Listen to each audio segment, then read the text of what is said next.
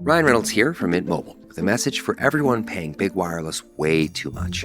Please, for the love of everything good in this world, stop. With Mint, you can get premium wireless for just $15 a month. Of course, if you enjoy overpaying, no judgments, but that's weird. Okay, one judgment. Anyway, give it a try at mintmobile.com/switch. Upfront payment of $45 for 3-month plan, equivalent to $15 per month required. Intro rate first 3 months only, then full price plan options available. Taxes and fees extra. See full terms at mintmobile.com. Fellas, you know Degree Cool Rush deodorant, right? Well, last year they changed the formula, and guys were mad about it. One dude even started a petition. So guess what? Degree heard us, admitted they messed up, and brought the original Cool Rush scent back exactly how it was. And it's in Walmart, Target, and other stores now for under $4. So grab some and remember why its cool, crisp, and fresh scent made it the #1 men's antiperspirant for the last decade. Degree Cool Rush is back, and it smells like victory for all of us.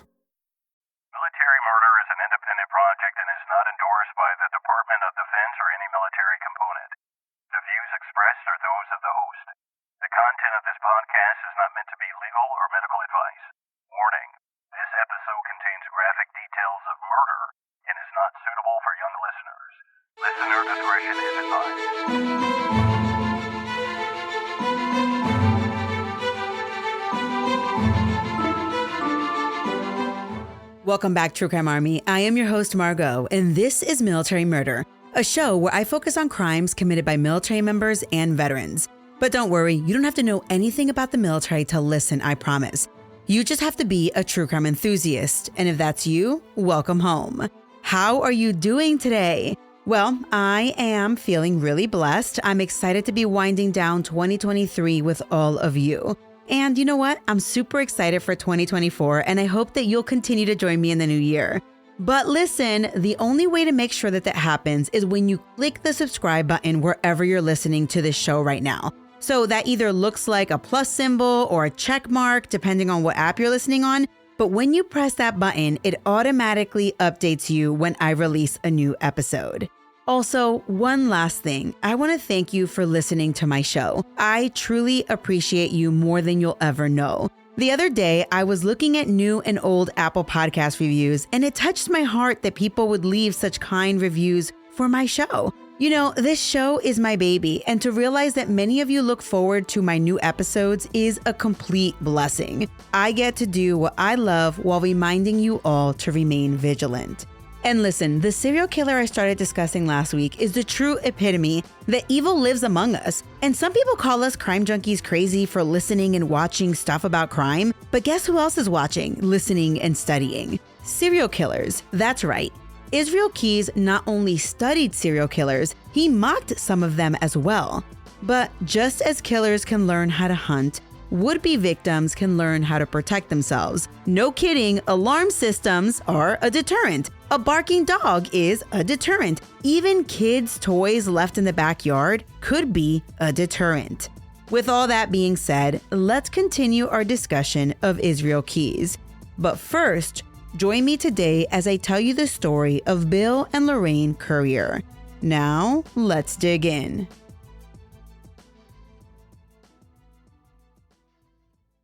On June 9, 2011, 55-year-old Lorraine Currier failed to show up to work at the Fletcher Allen Healthcare Facility in Burlington, Vermont. Lorraine worked with her sister-in-law, Diana. When Diana noticed that Lorraine hadn't showed up for work, she figured that she'd call her brother Bill, Lorraine's husband, to make sure everything was all right.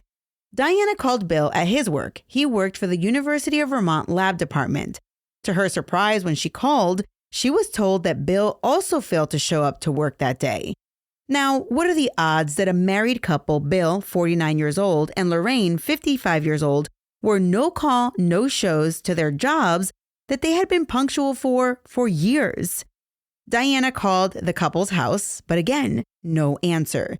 Then she did a drive-by at the house that the couple lived at. And as she drove by, it was eerily quiet and there were no signs of the couple.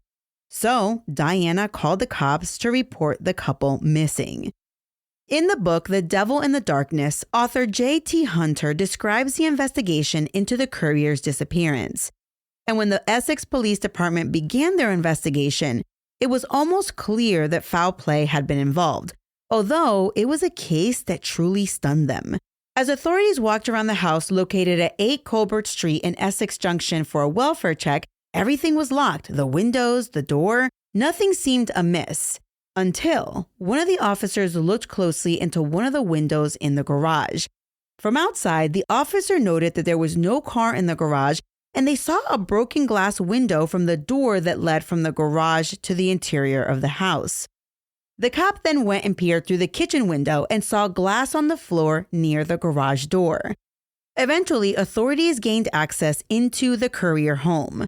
While there, authorities assessed the house and things inside the home appeared undisturbed. Bill was a diabetic and his medicine sat as if ready to take. Lorraine's glasses and contacts were still in the home, and one of the things that was even more shocking was when they found the Currier's pet birds, they were exotic birds, with sheets still covering the cages. Now, the Curriers had a habit. They would put a sheet over the cages at night, but promptly remove the sheet in the morning to allow the birds to be able to see. Another thing is that the Curriers loved their pet birds so much that often one Currier would stay behind if the other one was going to go away for more than a night, just to take care of their pet birds. Besides for the Curriers themselves being missing, also missing from the home was Lorraine's purse, a gun she had recently purchased because she had a premonition that something bad was going to happen, and the couple's vehicle was also gone. The gun, by the way, that Lorraine owned was a snub-nosed Ruger .38 revolver. As police did a more thorough look at the outside of the Currier home, they discovered the phone line had been cut. Oh, and that broken garage window? It appeared to have been broken with an object that went from the garage towards the inside of the house, as if someone had tried to get in. Detectives then conducted a neighborhood canvass because they wanted to build a timeline for when the Curriers were last seen. They gathered that multiple neighbors had seen both Bill and Lorraine the evening of June 8th, sometime between 5 and 7 p.m. One neighbor saw Bill working on the gutters at 6-ish, another saw Lorraine smoking a cigarette around the same time, and yet another neighbor saw both Bill and Lorraine in the yard around 6:30 p.m. But everyone mentioned that everything seemed normal, like two adults just going about their day. When investigators got access to Bill's computer, they noted that he had been online until roughly 8 p.m. He was looking at sports and checking Facebook. And when investigators looked into the Currier's bank accounts, there had been no activity since June 7th. Other than that, no one saw anything out of the ordinary. You know, some people did recall that their dogs were going berserk when it got dark outside, but they thought their dogs were just being weird, so they didn't bother to look outside to see if anything was happening. Although now that they realized a whole couple was missing, they wish they would have just looked. Detectives quickly had to learn as much as possible about the Curriers to figure out what had happened to them. Did they have adult children that were mad at them? Were they in any type of trouble? Had they independently just packed up and left? At that point, anything was possible.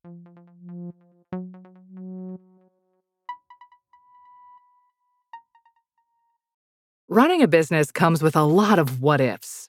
But luckily, there's a simple answer to them. Shopify. It's the commerce platform behind millions of businesses, including Thrive Cosmetics and Momofuku, and it'll help you with everything you need.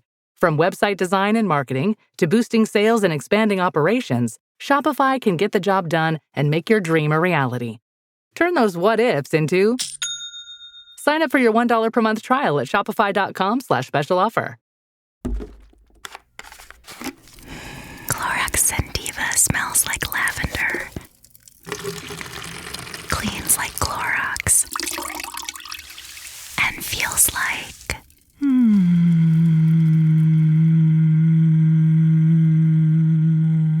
All right, that could go on for a while. Experience the long-lasting freshness of Clorox Sentiva. Available in Clorox Sentiva Lavender Scented Bleach. Use as directed. A month before their disappearance, Bill and Lorraine celebrated their 25th wedding anniversary. They had been living at their home right there since 2003. The Curriers didn't have children of their own, but they did have 10 nieces and nephews and 8 great-nieces and nephews, and they absolutely loved children. They had an above-ground swimming pool in the backyard, and they would often allow their neighbors to come and swim in the pool. Bill was a veteran, having served in the Army from 1980 to 1984. He was described as mostly a homebody, and Lorraine was the more outgoing of the two, but they both loved being at home. Lorraine was so loved by Bill's family that the family often joked that if they ever got divorced, Bill's family would keep Lorraine. Bill and Lorraine were hardworking, and they would carpool to work every single day. Lorraine would lovingly drop off her husband at work and head to her job, and then she would pick him up afterwards, and that arrangement seemed to work for them. Detective George Murdy was assigned to the Currier's disappearance case, and immediately he put out a request for help searching for the Curriers and their dark green Saturn vehicle. Within a day or two, they got a tip. Someone saw a man driving the Currier's car near the Essex Junction shopping center on June 9th. The tipster was a former police officer who remembered the car because it almost crashed into him when the car was backing out of a parking spot. The man, the former police officer, provided a description, and a sketch of the man driving the Currier's car was released to the public. But it was later revealed that the former cop hadn't actually gotten a really good look at the person driving and had been pressured into doing the sketch. Soon after all this came to light, they found the Currier's car parked in the parking lot of an apartment complex located at 241 Pearl Street. The car was parked near a dumpster, and the car was only a 5-minute drive to the Currier's house.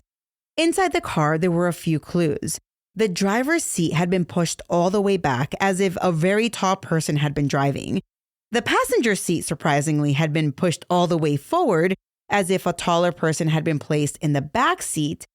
And there was a piece of broken glass on the passenger floorboard. That glass matched the glass broken at the Currier home.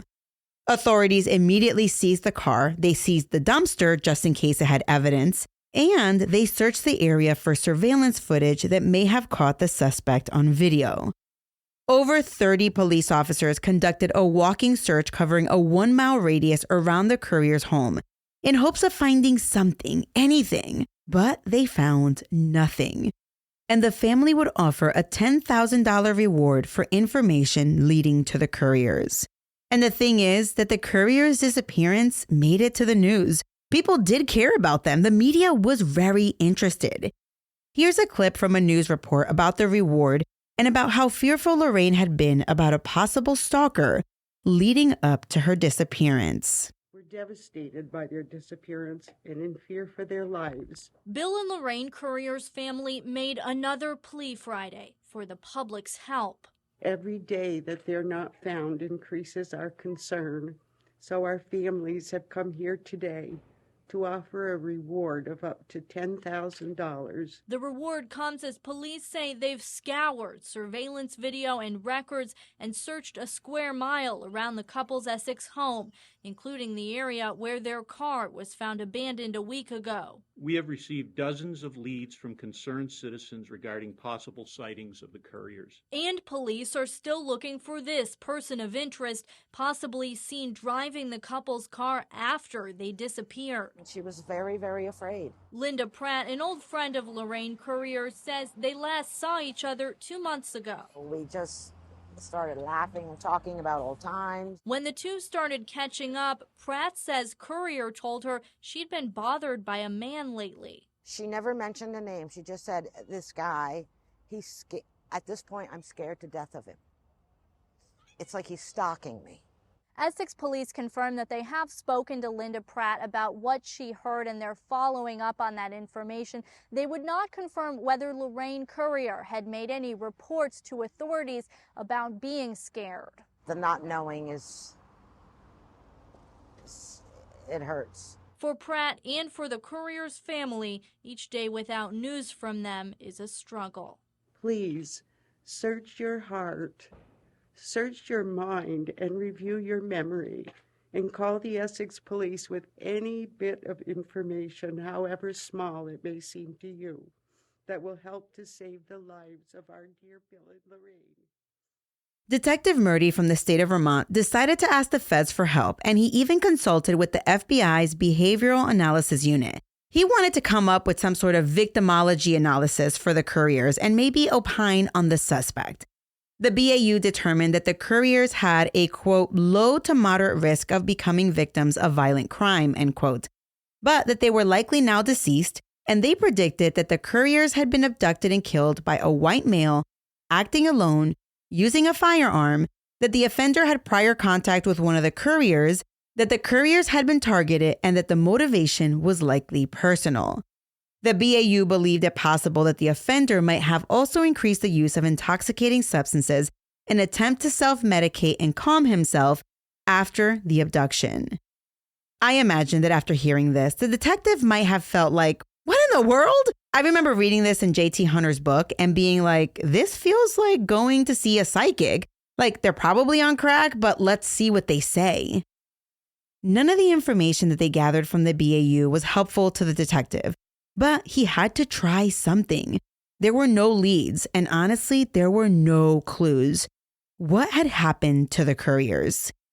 Here's a news clip from my NBC5 where the media requested a copy of the search warrant of the courier's home, and they received a list of items seized from both the home and the vehicle. Here's the clip. New documents released by a judge focus on search warrants conducted at Bill and Lorraine Currier's home in Essex Junction. The couple disappeared in June. In the days that followed, police began taking evidence from the home. The warrant, issued by a judge, authorized police to take many types of evidence. They included financial documents, computers, and credit cards, also physical evidence like blood and fingerprints. By order of the court, one of the items allowed to be seized is blacked out, considered too sensitive to the ongoing investigation. An inventory of the first search in the days after the couple went missing lists 3 small notebooks and receipts, also a few credit cards, a videotape, and a USB drive. 2 items taken from the couple's kitchen are blacked out. Subsequent searches in July and August turned up more evidence. It included military documents, keys, cutters, and a pipe and baggie with residue, among other items. Detectives with the Essex Police Department were out for Columbus Day and not available to provide more context about these searches. I did speak to the police chief, though, who said it's the blacked out areas like these that are the items still important to the investigation. In that case, it's likely what has not been released that says the most. A search of the courier's car found abandoned days after they went missing is completely redacted. 10 items seized, and all of them still considered important enough to hold back from the public. As you heard, many items were redacted, but that was strategic. Just in case they caught someone, it wouldn't be some wannabe criminal who heard about it on the media and just wanted to bring attention to themselves. And then, after another search, the news ran this report. We'll be doing this all day, or most of the day, and we hope to cover several areas. The search for Bill and Lorraine Currier is at a new level, with nearly 30 searchers on the ground looking for any sign of the missing couple. At this stage in the investigation, we want to push out the search further than the 1 mile basic standard radius. It's been nearly 2 months since a family member reported the Curriers missing, and their quiet Essex Junction home became a crime scene. Days later, police found their car abandoned less than a mile away. They now say that car provided a clue. There are approximately 40 or so miles on the vehicle that are unaccounted for. If the terrain looks daunting, so does the map. Pockets of the 20-mile radius have been searched, but police said all this ground could mean a needle in a haystack. Crews are searching wooded areas, but they're also focusing on the sides of roads where they say it would be easier to dispose of a body. So at this point, do you think that the Curriers are deceased? It's really impossible to determine that, but as I've said all along, the longer the Curriers are missing, the more concerned I am that they may not be alive. Concern that has teams searching a much larger area, hoping as much for a sign as for visibility in the community that could lead to a break. It's good. It's good to see that they're still looking for them. After weeks and months of literally trying to find anything that could lead them to the Curriers, Detective Murdy even agreed to be filmed on the air during a news segment. Here's that news segment for you to take a listen to. Well, it's a real mystery. As the search for Bill and Lorraine Currier moves into its 4th month, the questions move on as well. I have spent the majority of every day at work for the last 17 weeks on this. We sat down with Detective George Murdy of the Essex Police to talk about the work his team has done. A lot of work we do will still be quiet and behind the scenes. The Curriers were last seen June 8th, leaving work. The next day, they were both gone. The police were immediately at the couple's Essex Junction home. We asked Detective Murdy about the warrants detailing searches conducted by his team, released Monday by the court. The 3 sheets you're showing me are obviously from the house. Those documents are in part blacked out, essential, Murdy says, to keeping some details of the case private. Sometimes you don't know how all the pieces fit until you find just one specific piece, and then it falls into order. But how much information do police have? That's still unclear, and it doesn't seem to be enough. That's why Murdy says the Currier's story may go well beyond Vermont soon. There's also a possibility that we would want to go to a national news media, like unsolved mystery type of report as well. That decision has yet to be made, but Murdy insists state and federal detectives are still on the case nonstop. They're all very dedicated and hardworking and committed to solving this. You think that you will? Yes. In Essex Junction, Jill Glavin, News Channel 5. In my research, I discovered that some of the items that were redacted from the case file were the make and model of Lorraine's gun, the fact that Lorraine's purse was missing from the house, the fact that Bill's wallet was still at the house, and the fact that the phone line had been cut. Investigators also didn't reveal that all the doors to the home were locked when detectives got there, and they didn't reveal that the garage door glass had been broken. But then, in late October, after finally receiving Verizon's cell phone records belonging to the Curriers, investigators discovered that someone had called the Curriers' phone on the morning of their disappearance, and it had rung long enough for it to hit a tower. Authorities used the boundaries from that tower ping to conduct their 10th and largest search to date. They were just hoping to find the Curriers or any clues that might lead to them. But after their search, they were nowhere closer to finding the Curriers. They found nothing, and it was absolutely devastating. And all the while, authorities in Essex, Vermont were looking for the Curriers.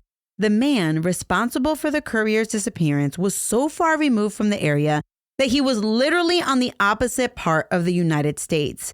He was in Alaska. And when he saw the police sketch of the man seen driving the Curriers' car, he thought to himself, there is no way that they will ever catch me with that sketch.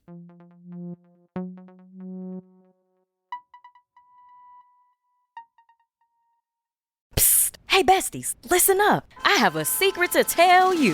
LinkedIn now has improved the job search experience for nurses. Search by your specialty, the shifts you want to work, and the salary that you want to make. With so many employers hiring on LinkedIn, finding the perfect job is even more simplified. So don't spend months searching. Go to linkedin.com/nurses and find out why in the past year, more than 1.5 million nurses have used LinkedIn to search for their next role. That's linkedin.com/nurses.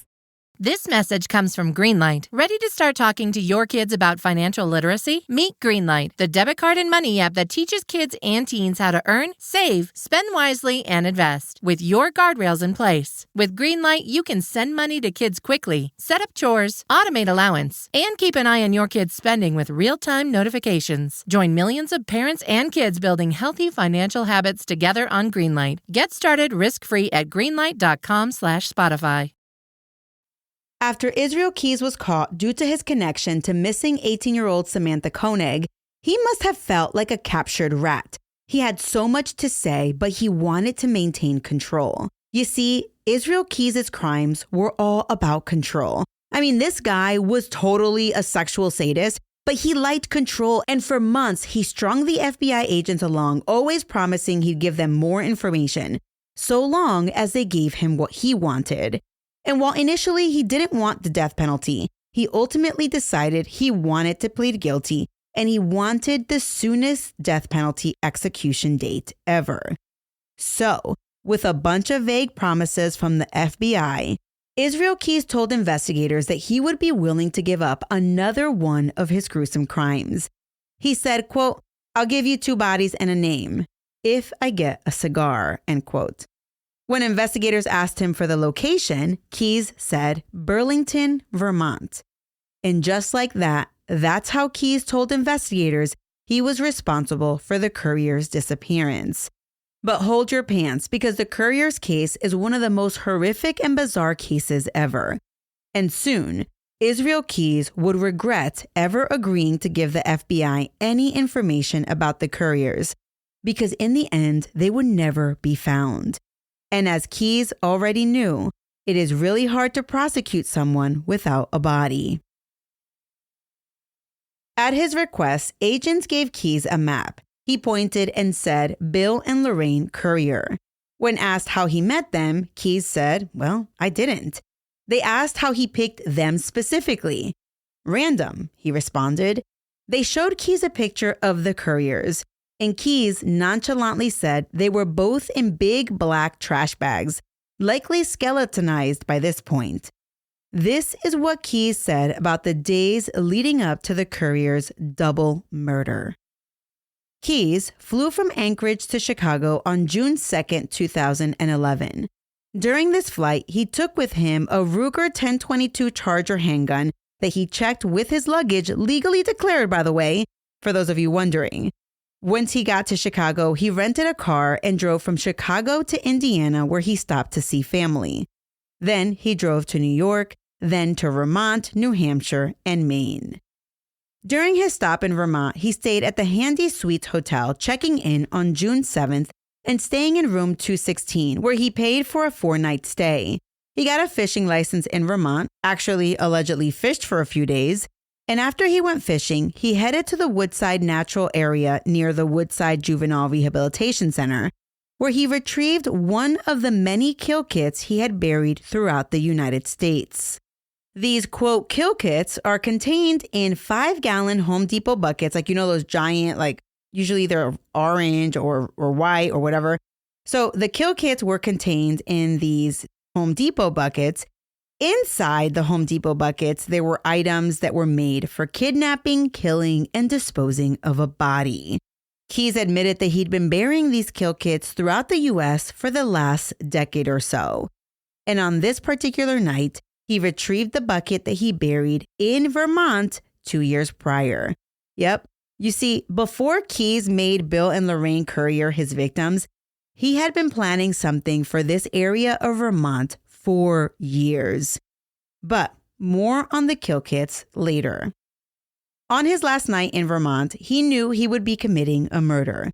So, as he often did, he staked out places where he might take the victim or victims after abducting them.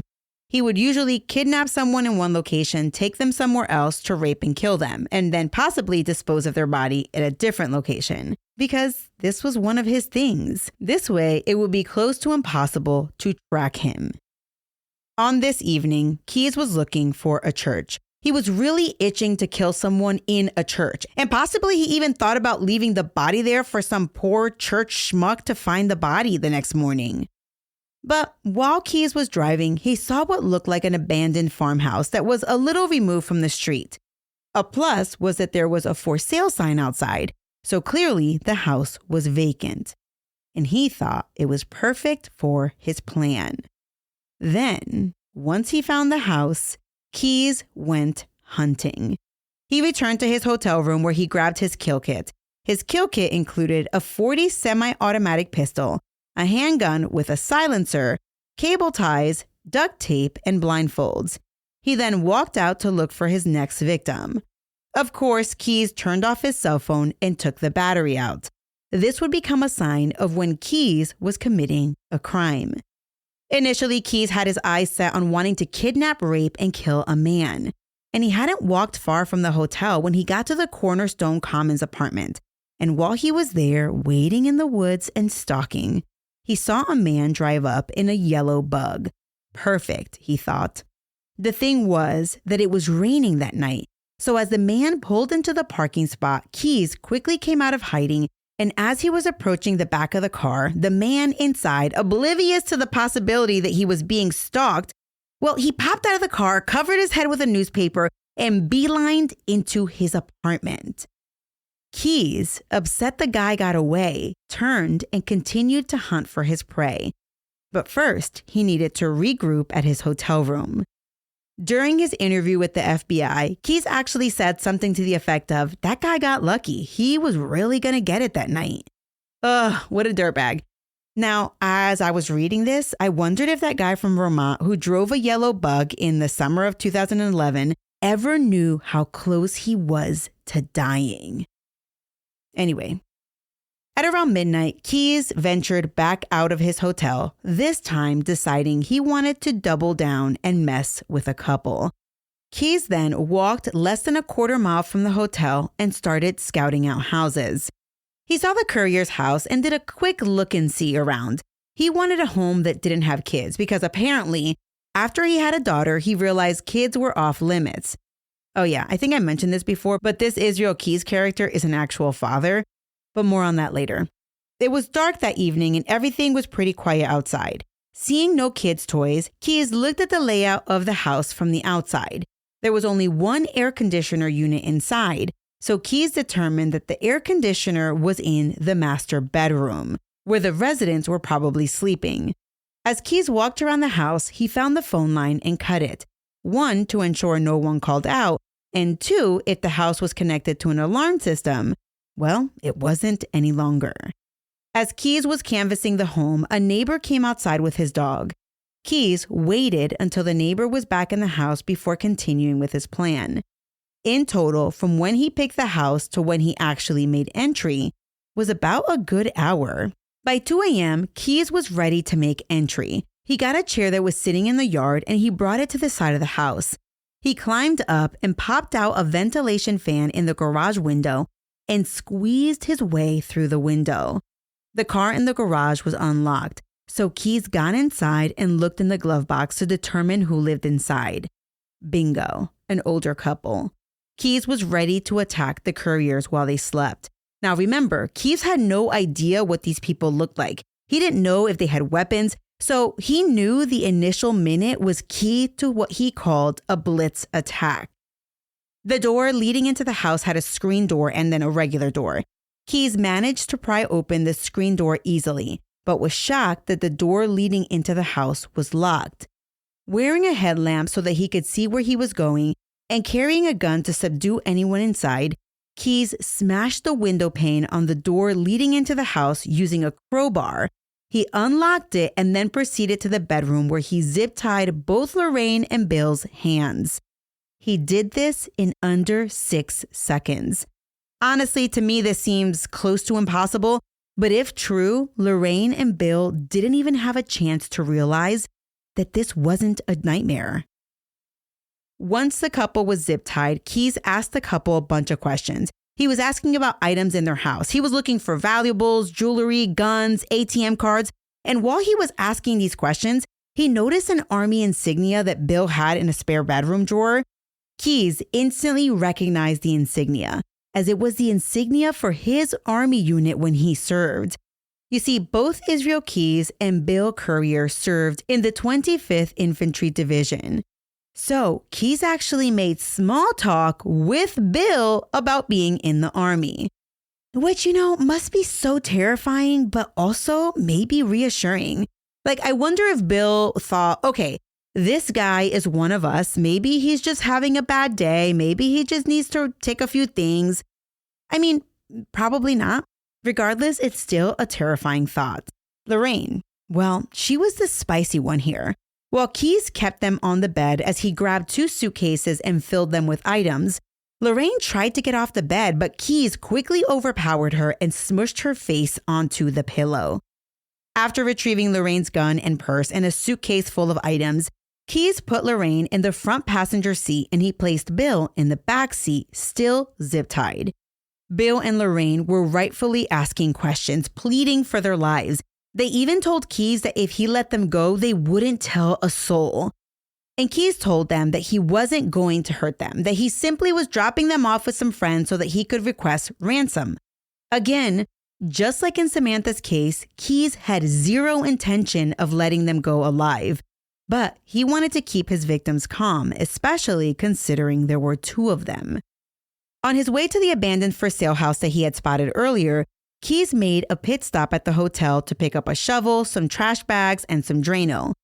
Then he pulled up to 32 Upper Main Street. By this point, it was close to 4 a.m. Keyes first decided to take Bill inside the abandoned house. He walked him down to the basement and tied him to a stool. Then he went back outside to look for Lorraine. As he walked outside, mind you, it's pitch black except that he's wearing his headlamp, he realized that Lorraine was no longer in the car. You see, she had managed to get out of the car and break free from the zip ties that were tying her hands and her feet. And as soon as she saw Keys, Lorraine ran like hell. But Keys was much too fast. He caught up to her like a lion taking down a gazelle, and he dragged her into the house where he took her up to a second-floor bedroom. Now, in the book American Predator, author Maureen Callahan describes the house, and she describes that this house was in such disarray that there was an actual hole in the roof.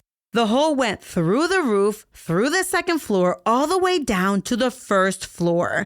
And the bedroom where Keys took Lorraine, well, in this bedroom, you could actually see the sky through the giant hole in the ceiling. Once in the bedroom, Keys duct taped Lorraine to the mattress. Then he put a noose around her neck and then tied it to an exposed pipe in the wall. He then tied each leg separately so that she remained in a spread eagle position. While Keys was upstairs securing Lorraine, Bill was in the basement causing a ruckus. While he had initially been secured to a stool, he was hooting and hollering, asking about his wife. He was very defiant. Those were Keys' words, not mine. When Keys ran down to check on Bill, Bill had also removed the ties that kept him secured to the chair. Keys attempted to get Bill to shut up, but when Bill failed to comply, and also when Bill was pushing Keys around, Keys grabbed a shovel and began to attack Bill. But Bill continued to fight back, at which point Keys admitted that he lost control. He momentarily left to retrieve his gun fitted with a silencer, and when he returned, he was so mad that he emptied the gun on Bill, killing him. Except that Bill didn't fall to the ground until the very last bullet. Keys would later reveal that Bill was the only one of his victims who he ever killed with a gun. Although, listen, Keys is a freaking liar, and honestly, can you really believe a liar? Also, Keys would later reveal that he made homemade gun silencers from items he bought at the local hardware store. I can't recall if the silencer he used on Bill was homemade or not, but I did want to throw in that fact there. Now that the situation was quiet in the basement, Keys was not happy because he had intended to rape Bill as well, while he was still alive, of course. But he couldn't take defiance because Keys loved control. Keys then returned to Lorraine up in the second floor. Lorraine knew that he was about to rape her, and she fought back as much as she could. But Keys did it anyway. In fact, he raped her twice. Then he strangled her until she fell unconscious. Once she awoke, Keys took Lorraine down to the basement where he strangled her with a rope. After both Bill and Lorraine were dead, Keys decided to dispose of their bodies in giant trash bags. He double-bagged them because they were heavy. Then he poured 1 bottle of Drano in each bag, then pushed them all the way to the corner of the basement where he threw other trash and items over them. Keys had initially planned on burning down the house, but when he looked outside, he realized the sun was coming up and he knew people would be driving down the road. Keys even mentioned that he was in such a rush to leave that he left all of the shell casings on the basement floor. He then got into the Currier's car, drove to Lowe's, walked back to his hotel. He then went back to the Currier's car because he was going to use the car to commit a bank robbery or two. But when the car started acting up and he realized the car was almost out of gas, he abandoned the plan and the car in that apartment complex. Keys then returned to his rental and drove from Vermont to Maine to see his brothers. Keys initially planned on doing the entire ransom note thing similar to what he had done with Samantha in Alaska, but he decided against it because before the Curriers died, they told him they had less than $100 in their bank account. So, as Keys drove back from Maine after spending time with his brothers, he burned the suitcase he used to keep the Curriers' belongings at a campsite in New Hampshire. That suitcase contained the Currier's cell phone, credit cards, and the car keys. Keys then did what a lot of criminals do. He returned to the scene, sort of. You see, he drove past the location where he had abandoned the Currier's car, and seeing cops there, he simply kept on driving. Keyes then drove to New York, where he tossed Lorraine's gun, the bolt and barrel of his own gun, and the silencer he used to kill Bill. When Keyes confessed to the Currier's abduction and murder, I can imagine the investigators were cringing. But they were probably very happy to corroborate Keyes' story and give closure to the Currier family. The feds called Vermont, and the search for the abandoned for sale house began. In searching for the abandoned for sale house, the team in Vermont eventually narrowed it down to the grounds of 32 Upper Main Street, just 3 miles from the Currier home. But the thing was that this former abandoned farmhouse that had sat there less than a year earlier, well, by the time they were searching it, it had been demolished. Yup, the house was gone. So if the Curriers were in garbage bags in the basement, guess what? They were no longer there. But this left investigators intrigued. Really, it left them perplexed. You mean to tell me that 2 dead bodies were in a house and no one entered the house before it was demolished to make sure that no one was inside? You know, maybe like a quick peek and look? I mean, come on, people. When I first heard this story years ago, this was the part of the story that truly stumped me. How in the world could this happen? Well, in J.T. Hunter's book, Devil in the Darkness, he describes how Detective Murdy went searching for those exact answers. He first determined that the demolished farmhouse had ended up in a landfill in Coventry, Vermont. But when he tracked down one of the employees who was part of the demolition team, the employee recalled, "Oh, that house down on Upper Main? Yeah, that place smelled horrendous." He said, quote, "It smelled like a dead animal was in the basement," end quote. What? Okay, did you go and check to see the animal, where the smell was coming from? Like, did you check? No way, Jose. He did remember the smell got worse when the excavator punched a hole through the floor, and he recalled seeing a large trash bag, but he simply used the machine to grab the trash bag and threw it into the dump truck.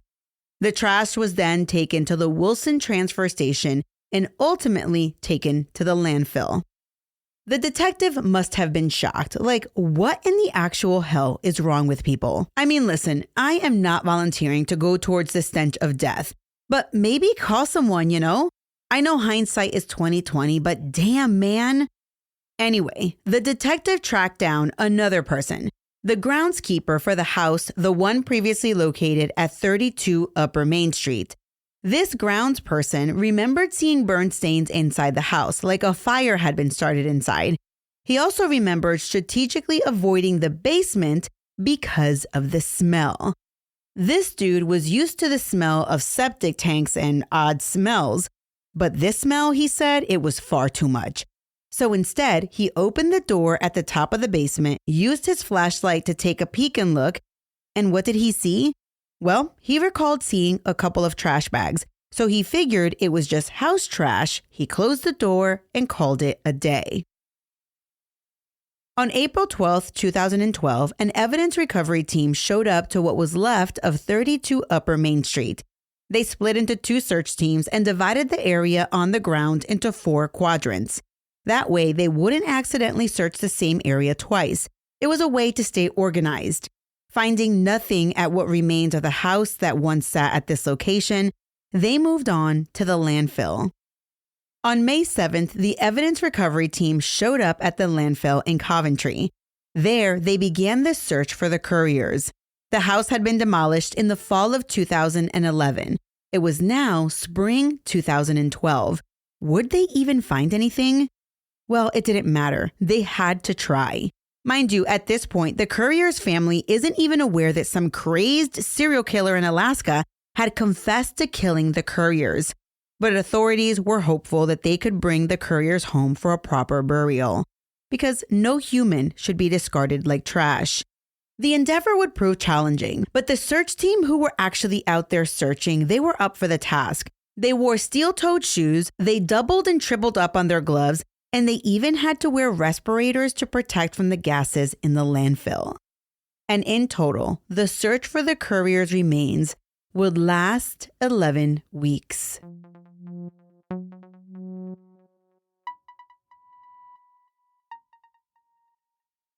At the end of April, during one of his many meetings with the FBI, Keyes asked investigators the status of the search for the Curriers, and when they told him they were still digging, Keyes wondered aloud if they had been searching the right house because he left the garbage bags in the basement. How hard could it be to find 2 dead humans in an abandoned basement? And that's when they informed him that the house had been demolished and the house hadn't been searched before it was destroyed. In shock, Keyes said, "Wow." He was amazed that no one noticed the bodies in the dump truck. And then, while Keyes knew that they were still searching for the Curriers' bodies, he told investigators that when they did eventually find something, he wanted to see pictures, like pictures of the bones, the bodies, etc. Investigators asked him if he wanted to see the pictures, to make sure that they were not lying. And Keyes simply said, well, I just want to see them. I kind of get my kicks where I can get them nowadays. Which is so gross. After Keyes told investigators where he dumped Lorraine's gun, they sent out a search team to look in the Blake River Reservoir. It didn't take long for the FBI dive team to recover the weapon. Other items that had previously been found in this location were Keyes' barrel and bolt from one of his guns. On June 1st, Detective Murdy and the Vermont Deputy State Attorney had a telephone interview with Keyes. Before they could ask any questions, they had to get their questions pre-screened by the FBI. Clearly, Vermont really wanted to have a face-to-face with Keyes, but the FBI said, hell no. So Vermont had to settle for the phone interview. Detective Murdy asked Keyes why he killed the Curriers. He was trying to determine how someone could be so evil. Keyes said, quote, "Short answer is that I don't really consider myself all that different or all that special from hundreds of thousands of other people. All you have to do is type in a word search on any given porn site, and there's all kinds of people who have fantasies about rape and bondage and the kinds of things that I take to another level," end quote. A follow-up question was asked, in essence asking, but why? Keyes responded, quote, "With me, it's a combination of things. It's not just about the sexual fantasy, and it's definitely not just about the money. And it's not just about the adrenaline. It's all those things together, and that's what I get out of it. And once I did it, once I started, there was nothing else like it," end quote. This interview between Vermont and Keyes lasted about an hour. And it was during this interview that Keyes admitted that studying serial killers was his hobby. On July 18th, after keeping the Currier family in the dark for months, the team responsible for the search of the Curriers brought their family in and told them about Israel Keyes. They asked the family to keep it quiet because they were trying to help the feds uncover other Israel Keyes victims. The Currier family agreed to keep it quiet, especially since they were not fans of the media. The following day, on July 19th, after a 51-day search that spanned 11 weeks, the FBI terminated their search at the landfill. They never found Bill and Lorraine Currier's remains. On July 20th, the Vermont State Attorney Coffin made the following statement regarding the disappearance of William and Lorraine Currier. The statement is lengthy, so bear with me. He said as follows: "Investigative leads from a federal investigation in another state led to the search of a location on Route 15 in Essex Junction on April 12th to 13.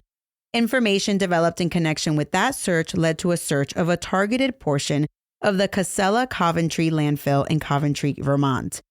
That search was focused on finding evidence of the physical remains of William and Lorraine Currier. For the last approximately 11 weeks, the landfill was searched in a massive effort led by specialized teams of the FBI and assisted by significant resources from the Vermont State Police and Essex Police Department. Unfortunately, the search did not recover the Currier's remains. It has now been concluded.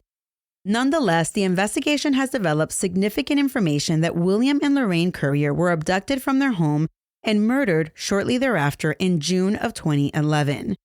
The person believed to have committed the murders is in custody in another state and will remain in custody. No charges have yet been brought against this person for the Currier's murders, but charges are anticipated.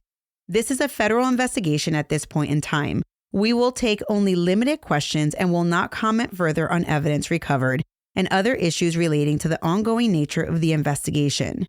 Most importantly, our hearts go out to the families of Bill and Lorraine Currier, as well as their friends and to the community of which they were a part. This was an unspeakable tragedy. but hopefully these developments provide some level of closure for them, end quote. That night, a local news station revealed that a man named Israel Keyes was the man responsible for killing the Curriers. The story was picked up by the Alaska media. Mind you, up until that point, the media had not announced, nor had anyone law enforcement allegedly named Israel Keyes in connection to the Currier case because they were trying to honor Keyes' request to keep his name out of the media's attention should they cause a media circus. After this release of his name, Keyes allegedly got into a blame game situation with the FBI agents he had been working with. He clammed up and refused to give up much information. However, he did give some. After all, according to Keyes, had he not said anything about the Curriers, they would literally have nothing on him. He had actually said, well, maybe I did it, maybe I didn't. On August 25th, a memorial service was held for Bill and Lorraine at the Essex Alliance Church in Essex. Months later, the Currier family put out a press release. It said, quote, "Although it has been a long road for our family, we continue to mourn in our own ways.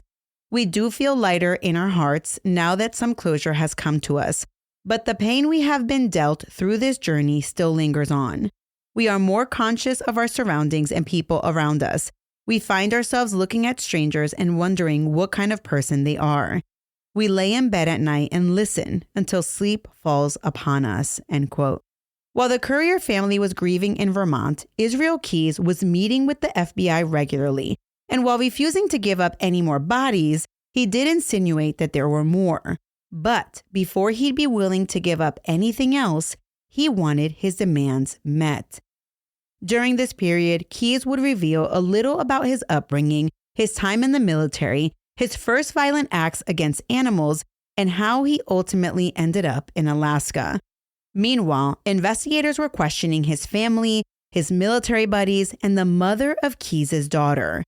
And what authorities discovered was disturbing, primarily because while Israel Keyes was living a secret life of traveling to kill, anyone who knew him felt he was a doting father, a savvy businessman, and an upstanding citizen who served his country. Yet, he was anything but. Next time on Military Murder.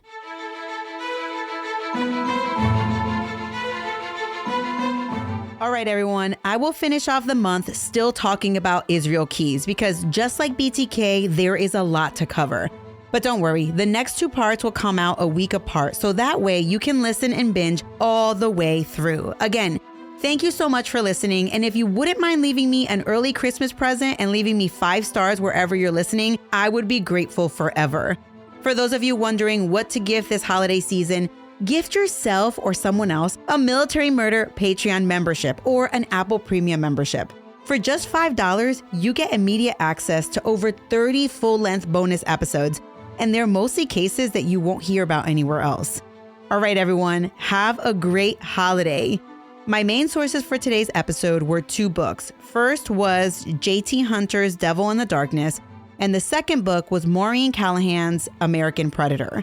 I also relied heavily on the FBI.gov website, which included extensive write-ups and videos of Keyes' confession.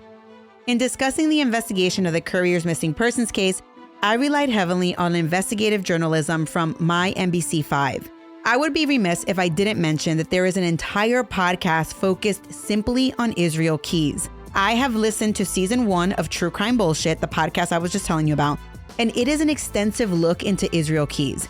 So if you need to keep learning more about this serial killer, I highly recommend you listen to True Crime Bullshit. Military Murder was created by Mama Margot Production. This month's executive producers are Bob, Falcon13, Jen, Tina, Alicia, Nicole, and Myrtle. The music was created by Ty-Ops. Until next time, remember, you never really know what someone is capable of, so remain vigilant always. You have a fabulous week, and I'll keep digging to bring you another military murder story next time.